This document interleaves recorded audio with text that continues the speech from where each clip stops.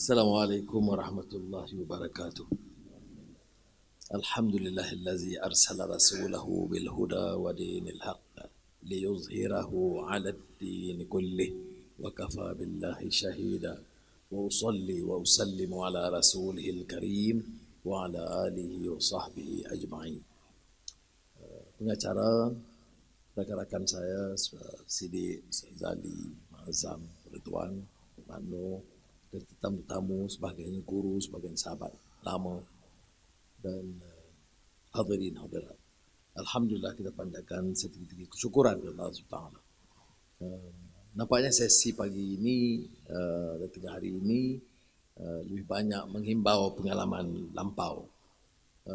Mudah-mudahan menjadi panduan dan dapat berkukuh, tapi lebih penting meningkat usaha-usaha baru, kerangka baru.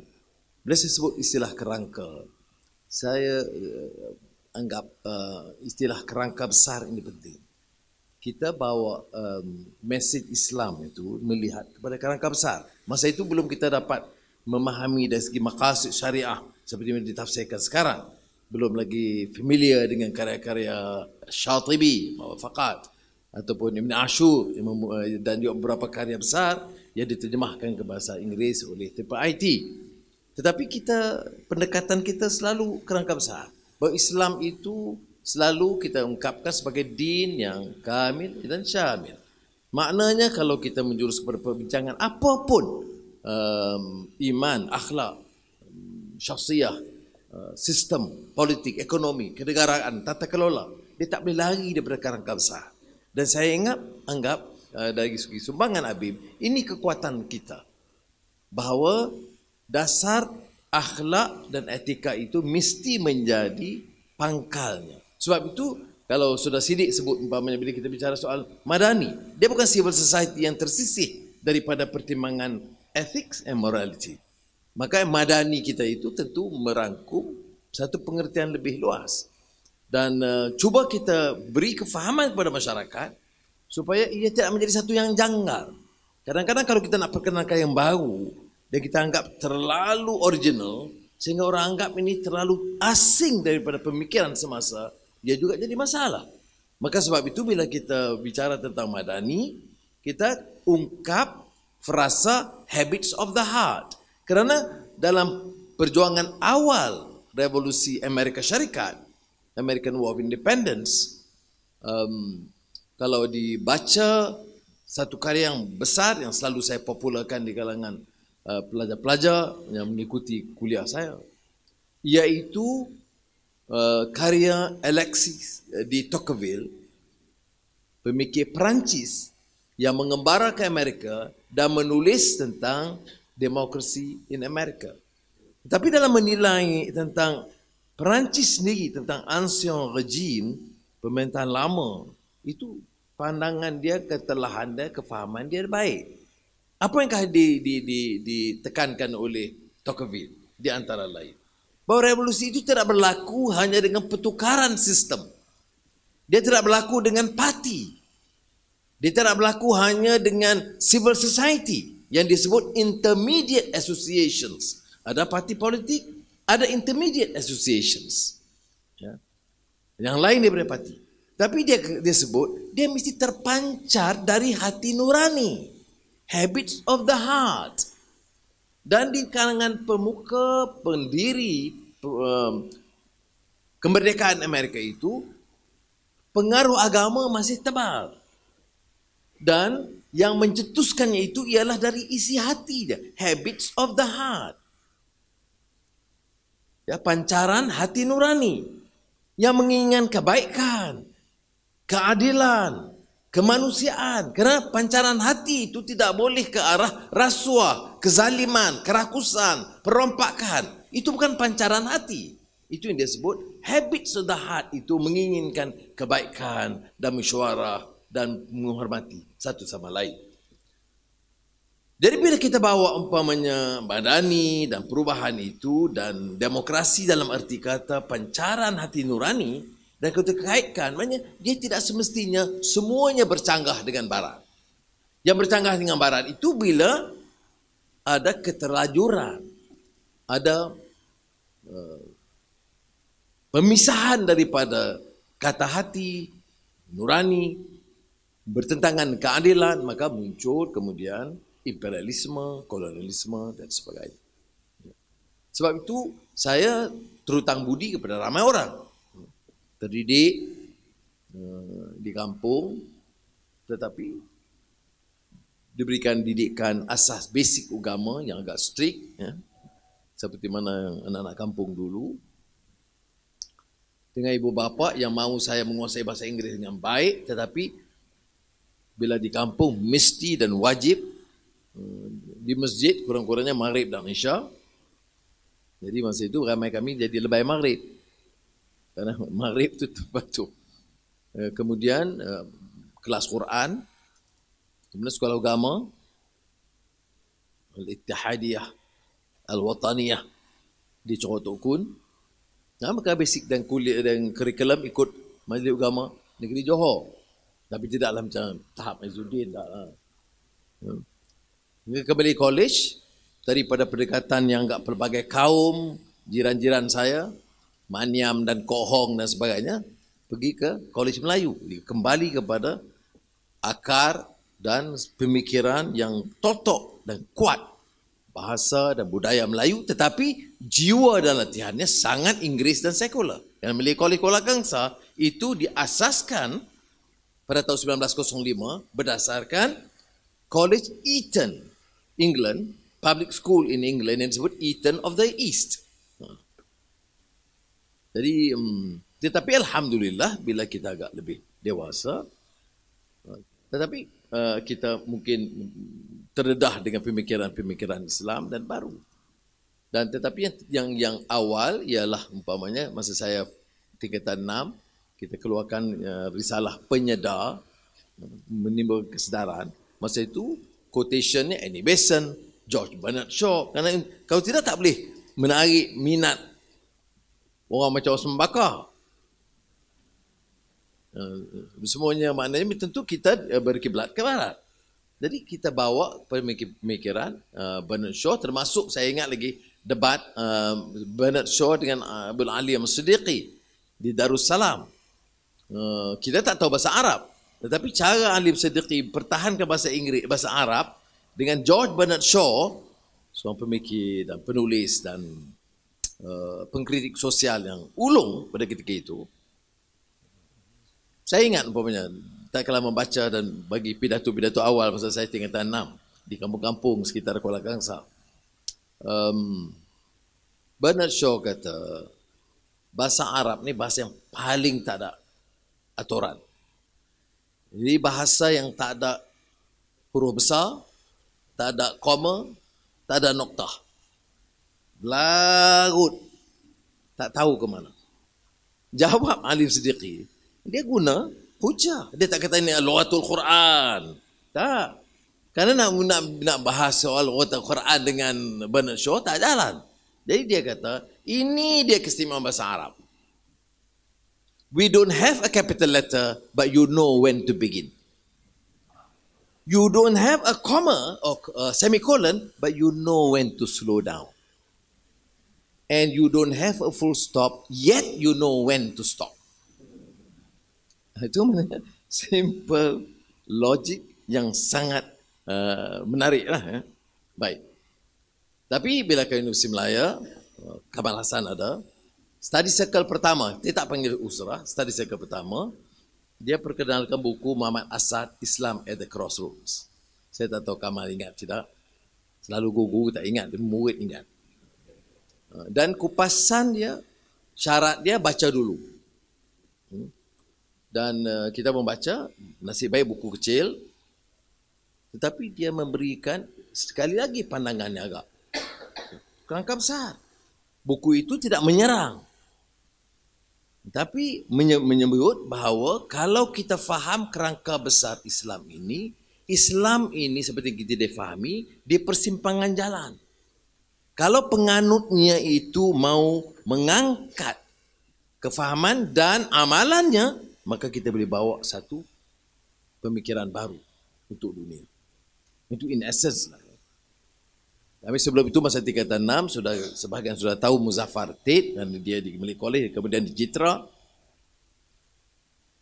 Saya prefect termasuk in charge of the Malay College Library. Masa itu kita langgan The Economist. Dia kata kepada saya, dia guru library. Dia kata, Anwar, since you are the prefect in charge of the library, I want to entrust you to hold this Economist, and you hold it for 2 days, read, and then leave it in the library. And when I see you, I will then discuss some of the major topics in the Economist. Seperti sudah tahu, Economist itu di antara majalah yang agak sangat terkemuka, bahasa Inggrisnya tinggi, dan untuk masa saya di ketika tingkatan 6 itu memang suatu yang sangat mendera. Jadi tidak seperti kawan-kawan macam Osman yang tumpu dalam bidang pendidikan dia. Saya baca Economist. Dia majalah mingguan dan kalau sampai mesti menguasai. Dan saya sangat terutang budi kerana saya fikir penguasaan ekonomi sepanjang 2 tahun itu dan oleh yang demikian saya terus membaca sehinggalah terbatas semasa di penjara. Jadi maknanya banyak orang yang membantu. Kemudian kita tahu tentang pengalaman usrah. Kita mengaji sekolah Inggeris. Mana ada terasi hafal-hafal Quran ni banyak-banyak. Tapi Ustaz Zali ni macam di antara ayat-ayat awal, Mudaththir, Muzammil, minggu depan Ustaz tanya takat mana baca. Kita qum fa'anzir wa rabbaka fakabbir wa thiyabaka fahhir dan seterusnya. Dia bagi peluang. Minggu depan dia kata, ya seterusnya itu apa? Yang tu mengangkat kita. Jadi sebenarnya tradisi ilmu itu penting. Dan kalau kita ada sikap yang lebih humble, tawadhu, maka kita rasa seperti mana Saudara Siddiq tu kata, oh Guna Mirdal, mungkin saya dapat exposure masa tahun pertama Guna Mirdal Asian Drama, tetapi dalam usrah umpamanya kita dengar Ibn Kathir tak pernah kupas. Kita tak dengar lagi Qurtubi. Mana Gani Samsudin, Syekh Qurtubi. Jadi dia kalau tafsir Qurtubi mengatasi semua yang lain. Ya. Jadi yang menguasai bahasa Arab akan berikan kita kupasan Qurtubi. Kalau tengok Quran saya yang diberikan oleh Ibrahim Kalizi, mana Kamal? Ya. Di New York masa saya jumpa Kamal dan dia di University Columbia, itu saya gunakan sampai sekarang sebab nota-nota dalam usrah itu Qurtubi kata saya pun Q maknanya Qurtubi pandangan begini, SQ Syekh Qutub Nazilal Quran begini. Kemudian kalau Maududi kena bahasa Inggris, itu kita lebih kuasai daripada terjemahan Yusuf Ali. Ini tradisi ilmu ini penting. Kita tengok sekarang orang sama ada dia ustaz ke ataupun pendidikan barat, kadang-kadang kuliahnya panjang tetapi tidak memberikan ilmu yang lebih menyeluruh. Umpamanya satu ayat yang ditafsir, kalau dalam kaitan usrah ada 6 kupasan. Kemudian bila jumpa Syekh Taha Jabir Al-Alwani, dia sebut, Anwar, for contemporary interpretation and ta'wil of the Quran, you must be familiar with this new scholar Wahbah Zuhaili Al-Munir. Wah, dah pula saya kata, kita ingat dah kita dah tamat dah, cukup lah dah 6 tafsir yang dengan nota. Dia kata kalau nak cukup yang contemporary Wahbah Zuhaili sangat penting. Jadi kita terpaksa menimba. Dan ada baiknya hikmahnya masuk penjara semula, jadi saya dapat baca Wahbah Zuhaili sampai tamat. Jadi jangan asyik mengeluh, merasa kesal, derita kerana dipenjarakan, tapi kita juga lihat si hikmahnya kerana dapat menguasai. Saya sengaja sebut hal ini kerana kita dapat daripada rakan-rakan dan kita cara serius mencari buku-buku itu. Benar seperti mana kata Muhammad Noor Maduti tadi, buku-buku Malik bin Nabi pada ketika itu hanya dalam bahasa Perancis, penulisan original, dan terjemahan dalam bahasa Arab. Bahasa Inggris itu kemudian. Kalau yang saya tahu yang terjemah awalnya itu ialah The Phenomena Al-Quran. Dan terjemahan oleh Asma Rashid, Pakistan. Tentang yang Wajhatul Alam Al-Islami. Yang lain tidak diterjemahkan. Maka sebab itu kawan-kawan kita cari. Dan kemudian buat rumusan. Sidik selalu gurau, dia baca, dia bagi rumusan. Tapi syarah saya lebih mengesankan, panjang. Daripada rumusan yang dia buat. Maknanya learning curve itu harus ada. Kekuatan tradisi Abim itu ialah budaya ilmu. Maka pandangan yang disebut ekstrim itu kita patahkan dari awal. Sehingga kita pada masa itu terpaksa ada yang katakan pembenturan idea dengan kelompok ekstrim dalam PAS pada ketika itu yang mempelopori idea atau gagasan takfir, mengkafirkan. Yang menyanggah kuat itu adalah Syekh Yusuf Qaradawi. Walaupun pada ketika itu saya ingat belum lagi diluncurkan buku tentang muta'assibin yang beliau tulis.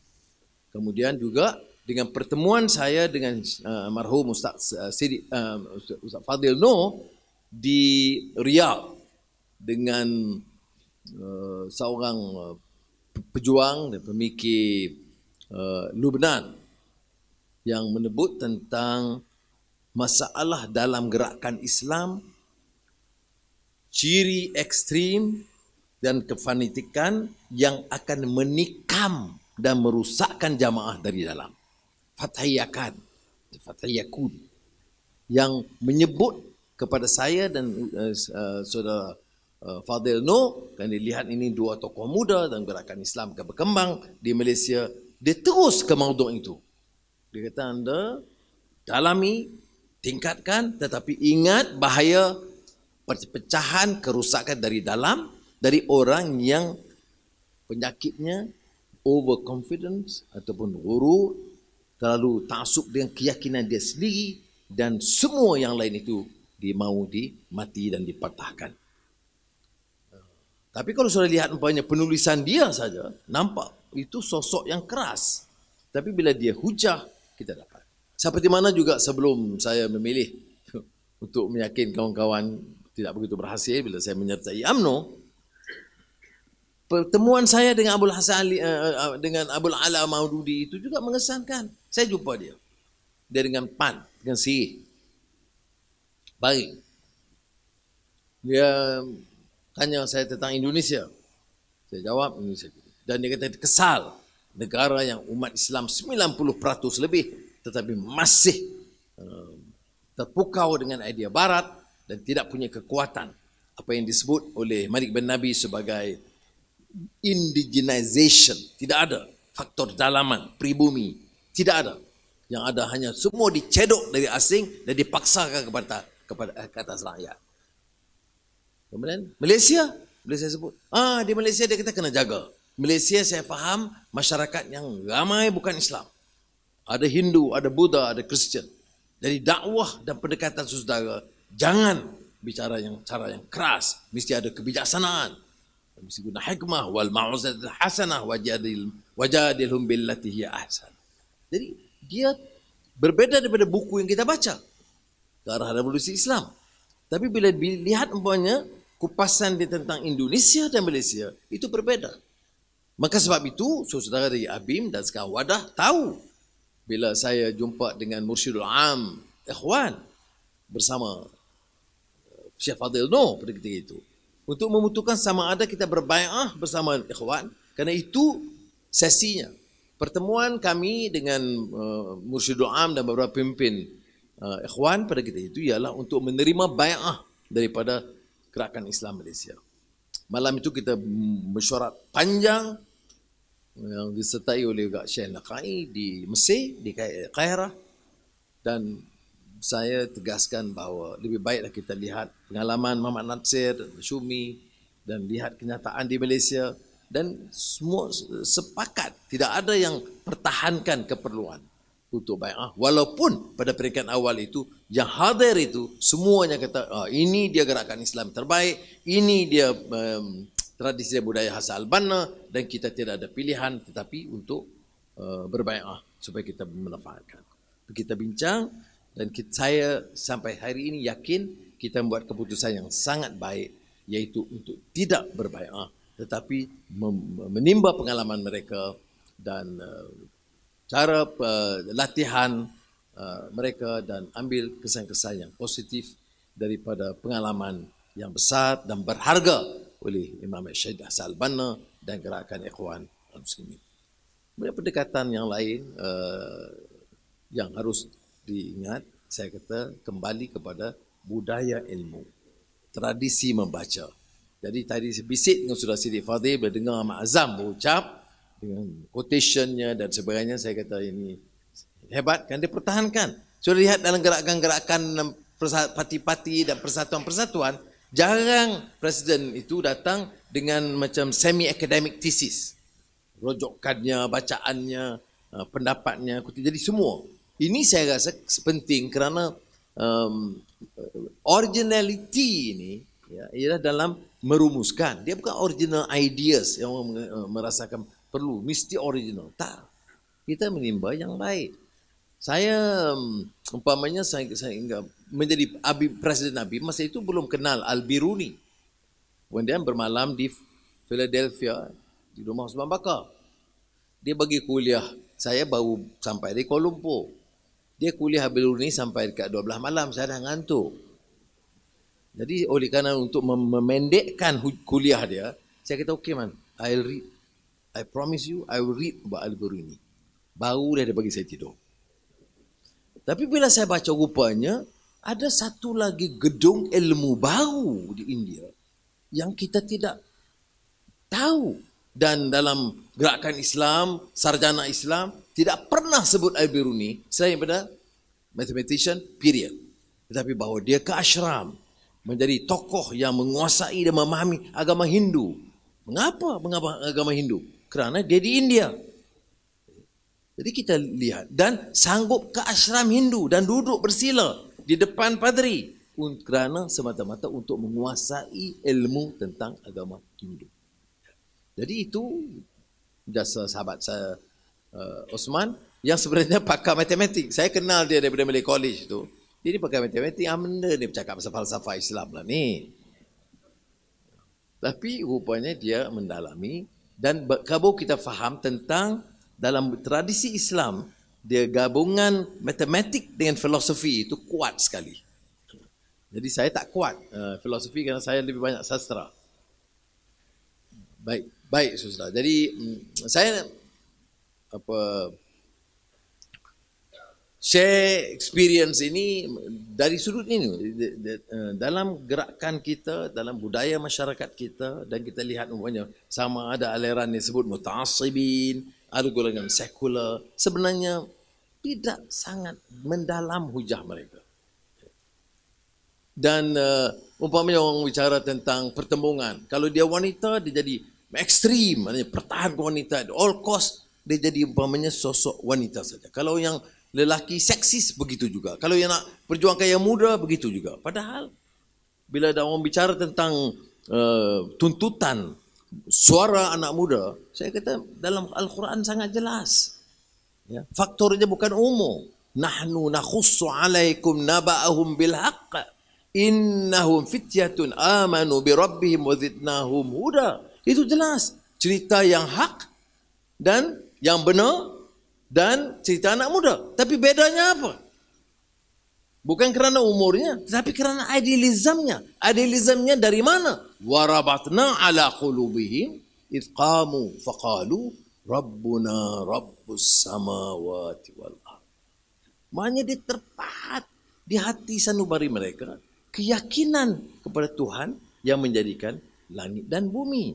Itu daripada pangkal itu, maka perjuangan anak muda itu tak lari daripada keyakinan, akhlak, syakhsiyah, menentang kezaliman dan kebobrokan. Maka menggarap seluruh kekuatan. Kalau tanya umpamanya, Habib berwadah baik dalam wadah keadilan, Kalau pengalaman saya, setelah adanya pengkhianatan dan sebagainya, apa kelemahannya?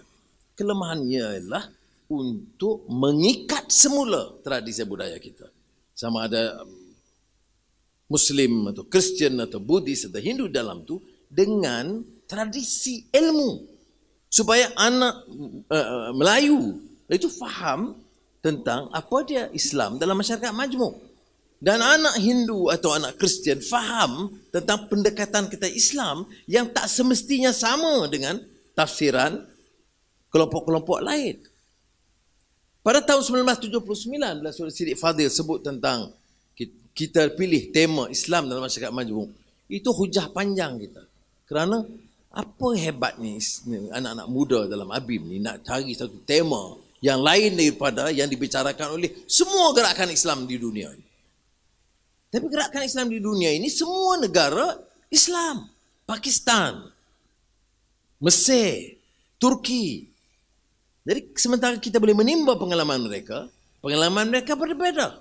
Mereka selalu cakap tentang negara Islam, dahak bukan Islam. Kita bicara tentang Islam dalam masyarakat majmuk, pelbagai kaum. Dalam sidang itu, seperti yang saya tahu, pimpinan PAS, UMNO, Parti Rakyat, saya Hussein Ali ada, dan DAP, Kit Siang dan beberapa pimpinan hadir. Bila dia dengar ucapan itu, dia balik bincang dengan pimpinan DAP, maka selang sebulan atau 3 minggu selepas itu, ada rapat pimpinan DAP di Cameron Highlands. Saya ingat ya, tahun berikutnya, beberapa bulan selepas itu ya. Maka saya pun bawa Azizah Hapsama naik ke Cameron. Dia diundang saya untuk bagi ucapan dan dialog. Azizah masa itu mengandung Nuriza. Dia muntah beberapa kali dia naik ke Cameron Highlands. Merasa salah saya. Baik. Dia sampai situ, kisah yang kata feel free, saudara sampaikan ucapan, bersikap majmuk. Dalam ucapan itu kita telah menyerang dasar ekonomi baru. Saudara, ni orang nak kata Anwar ni nak jadi liberal, nak tolak ansur, multiracial, kritik dasar ekonomi baru. Saya kritik dasar ekonomi baru tu tahun 1979. Kerana memberikan pendekatan, memperkayakan kelompok kecil. Yang baik ada mobiliti sosial, ada MRSM, ada itu yang baik yang kita akui. Tetapi ketelanjurannya banyak. Baik.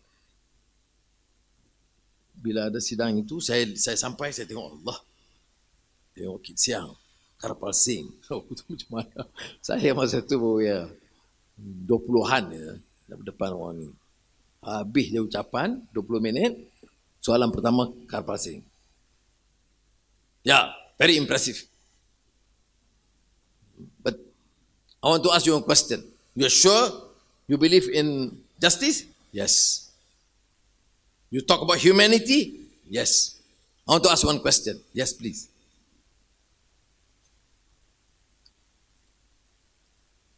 Can a non-Muslim become Prime Minister of Malaysia?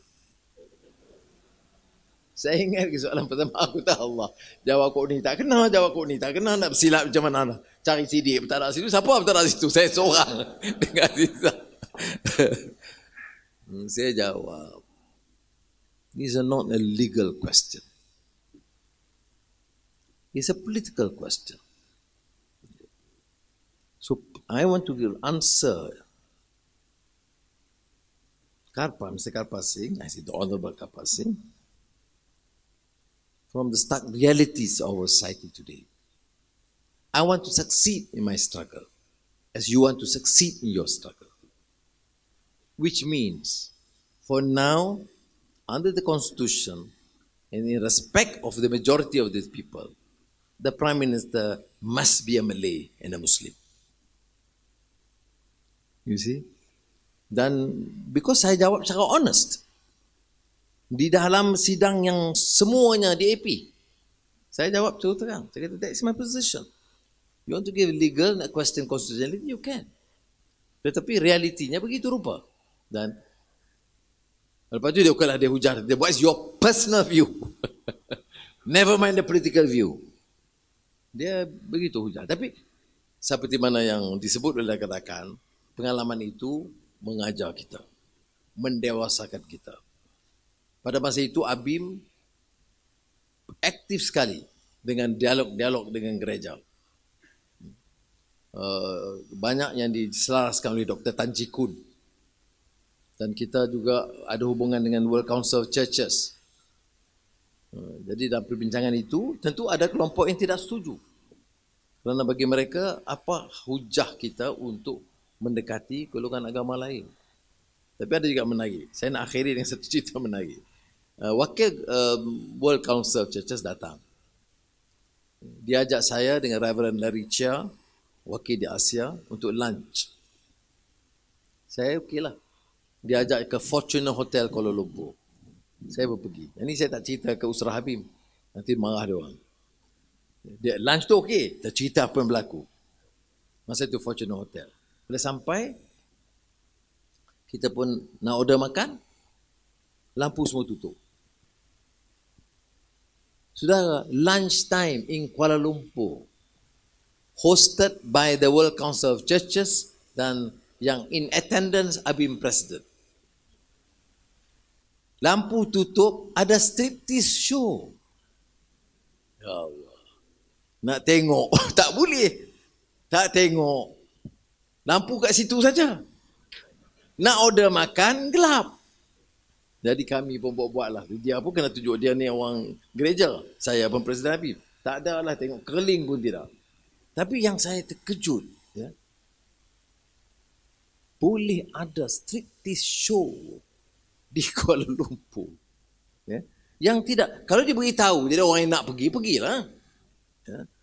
Kita tak tahu. Dan dia pun, dia minta maaf, I'm sorry, Mr. Anwar, you know, I mean, we didn't know this, I just booked this luncheon, gitu-gitu gini. Saya kata tak apa, I pun tengok, it's not in the menu. Since it's not in the menu, we don't need to look at it. But we just enjoy the food. Itu pengalaman. Jadi sebenarnya bukan semua apa yang menyedihkan, tak juga. Saya pergi ke conference di India. Nanti Ustaz Fadil kata, jangan cerita yang tu. Sebab dan conference itu, malam tu, conference itu dirasmikan oleh Giri, timbalan Presiden India. Malam itu dia host satu tayangan filem premier, Bobby. Dimple couple dia dengan Rishi Kapoor. Ini syair tu nahi, bukan yang tu kan lagi. Ya, itu kan. Boleh tak, Ustazah Aminah ingat tu.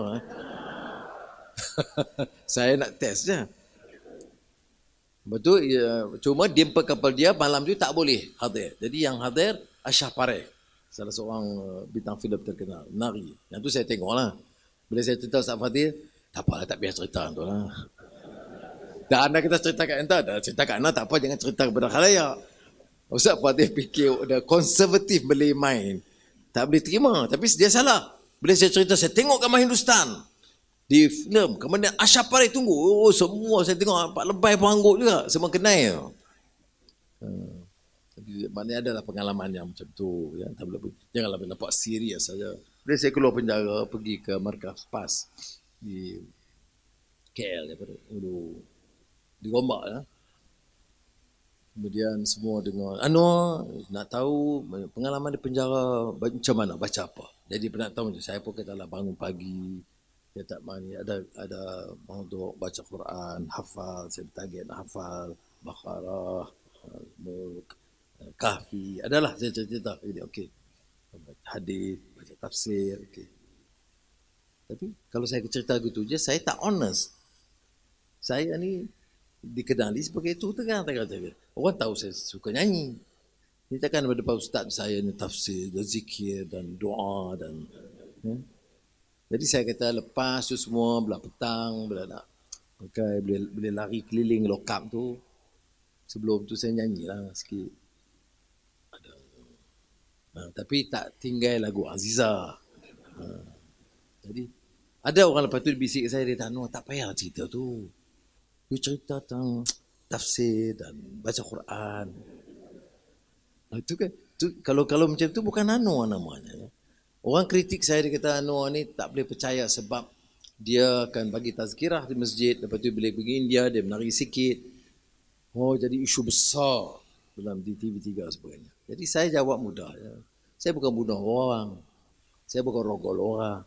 Saya bukan rompak kata orang. Saya kadang-kadang pergi tempat India, bagi dia suka sikit. Okey lah. Kalau salah sikit, saya kurang sikit. Nak berhenti terus, tak boleh lah.